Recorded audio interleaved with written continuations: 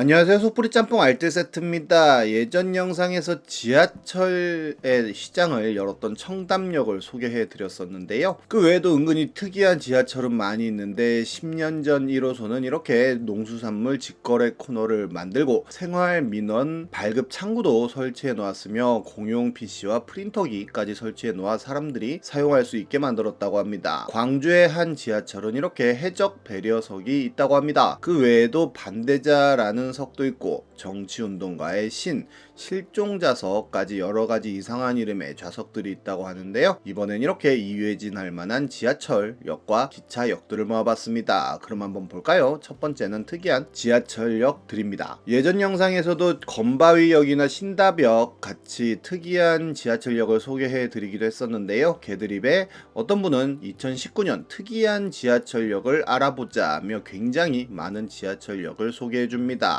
서울 1호선의 남영역은 출구가 한 개뿐이라며 소개를 하는데 하겨울역, 반월역, 독바위역 등등도 출구는 한 개라고 하는데요. 그런데 남영역은 역의 위치가 열차가 지나가는 다리 밑에 있다고 합니다. 여기를 도보로 들어가면 남영역에 들어가는 입구가 이렇게 나온다고 하네요. 그리고 역 바로 앞에 용산 더 프라임이라는 으리으리한 아파트가 있다고도 합니다. 이와 반대로 대구의 반월당역은 출구가 굉장히 많다고 하는데요. 공식적으로 23개라고 하는데 대구 지하철 최초의 환승역이라고도 합니다. 출구가 두 번째로 많은 지하철 역시 대구에 있는데 환승역이 아님에도 총 20개가 있다고 하네요. 수인선에 있는 달월역은 가장 이용객이 적은 역이라고 하는데요. 2018년 기준 하루 평균 180명이 이용하는 역이라고 합니다. 원래는 미개통역으로 남아 있었으나 근처 마을 주민들이 원래 있었던 달월역 왜 안 만드냐고 농성을 해서 만든 거라는데 농성은 400명 정도가 했다는데 그보다 이용객이 낮다고 하네요. 다음은 개념 환승역인 서울의 금정역을 소개했는데요. 1호선과 4호선의 환승이 1초 만에 가능하다고 합니다. 이와 반대로 막장 환승역으로는 디지털 미디어 시티역이 있는데요. 예전에 소개해드렸던 잠실역 역시 환승하려면 어마어마하게 걸어가야 했지만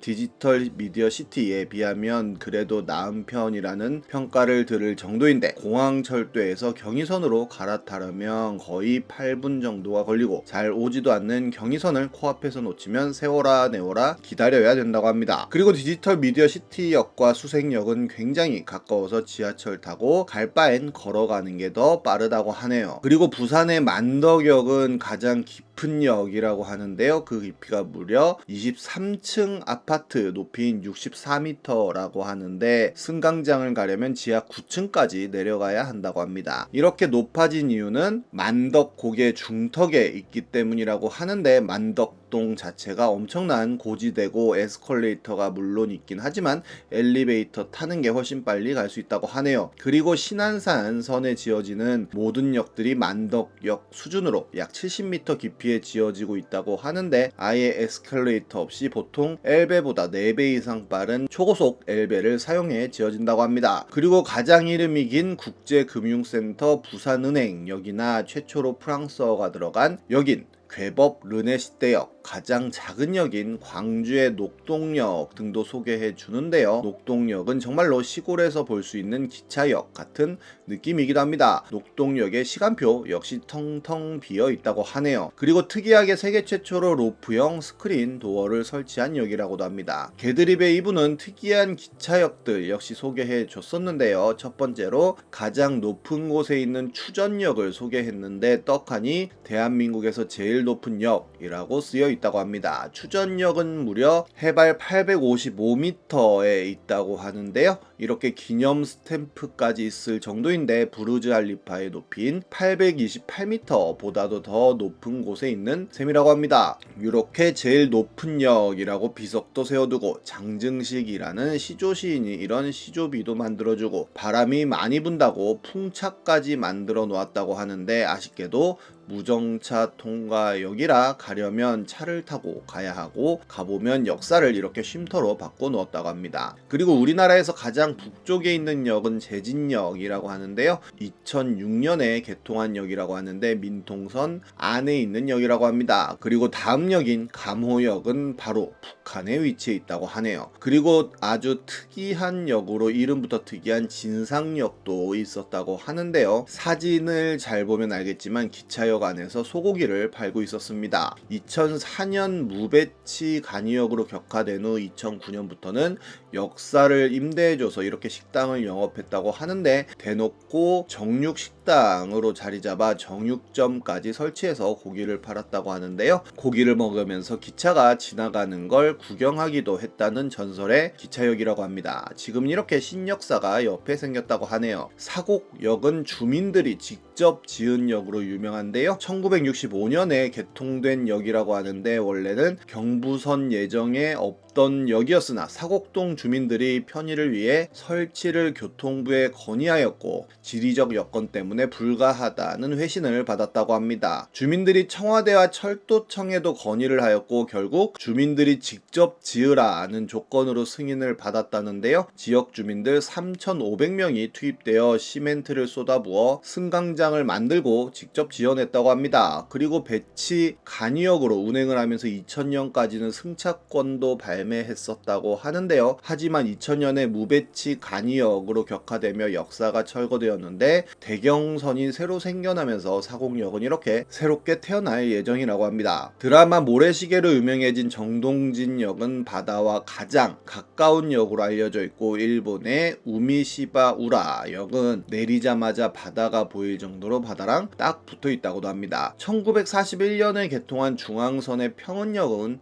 평은면에서도 산을 넘어야 갈 수 있는 역이라 수요가 없었다는데요. 그렇게 희미하게 명줄만 잡고 있던 평은역은 영주댐을 건설하며 아예 수몰되고 말았다고 합니다. 그리고 스위치백으로 유명했던 나한정역 역시 유명했지만 소란터널이 개통하면서 폐역이 되었다고 하는데요. 스위치백은 높은 곳을 기차가 올라가기 힘들게 앞뒤로 왔다 갔다 하며 올라가는 코스라고 합니다. 그래도 완전히 없어진 게 아니라 하이원 추추파크에서 나한정역과 홍천역 사이의 스위치 구간을 즐길 수 있게 만들었다고 합니다. 승부역은 가장 오지에 있는 역으로 유명한데요. 1956년에 개통하였는데 역 주변에 조그만 마을 하나 있는 게 전부여서 여객 수요는 아예 없었다고 합니다. 자동차로도 갈 수 없는 역이었는데 오히려 이런 유니크함 때문에 대박이 났다고 하는데요. 지금은 자동차로 갈 수 있는 길도 뚫었으며 무궁화 5하루 6회 운영의 눈꽃열차, V트레인과 O트레인이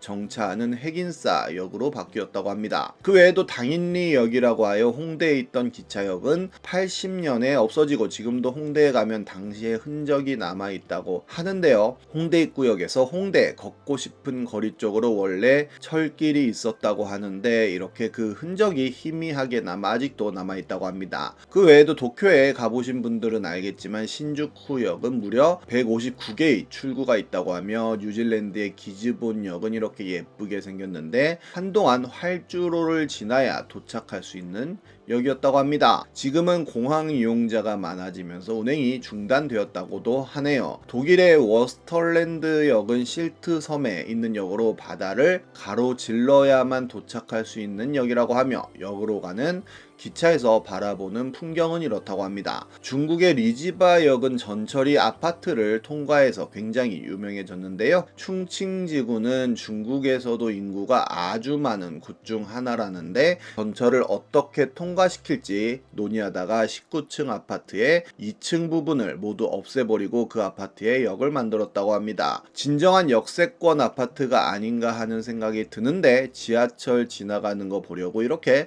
많은 관광객들이 줄 서서 기다린다고도 합니다. 중국의 탕쿠라 역은 추전역은 명함도 못 내밀 정도로 해발 5,068m라는 높은 위치에 있다고 하는데요. 백두산이 2,744m인 걸 생각해보면 어마어마하게 높은 것을 알 수 있습니다. 너무 높다 보니 여기를 지나가려는 승객들은 여행자 건강 등록증이 필요하다고 하며 사고가 일어나도 본인의 책임이라는 서명까지 받으며 평지보다 40%가량 산소 농도가 낮기 때문에 산소 호흡기도 배치되어 있다고 합니다. 그리고 영국의 뷰어밸리 철도는 이렇게 장난감 같은 기차를 운영하고 있다는데 궤간이 381mm 밖에 되지 않지만 운영을 하고 있다고 하는데요. 노선도 꽤 길어서 14.5km를 운행한다고 하네요. 일본 나라현의 이코마시의 도리이 마에역부터 호잔 지역을 잇는 긴테스 이코마 코사쿠선의 열차는 이렇게 개 모양을 하고 있다고 하는데요. 심지어 열차에서 개 짖는 소리와 함께 콧김을 내뿜는 소리도 함께 나온다고 하는데 이 독특한 모양과 소리는 사슴을 쫓아내기 위해 설치되었다고 합니다. 그냥 열차 소리에는 사슴들이 꼼짝도 안 하고 선로 위에 있다가 많이 부딪혀 죽었는데 개소리로 바꾼 이후로 인근 사슴이 40% 이상 감소했다고 하네요. 한 일본인은 우리나라 7호선의 중앙좌석 사진을 트위터에 올리면서 호평을 하고 1600만 회라는 엄청난 조회수를 자랑했었는데요. 우리에겐 평범한 것들이 누군가에게는 정말 특별한 경험이 되는 것도 같습니다. 지금까지 속풀이 짬뽕 알뜰 세트였습니다.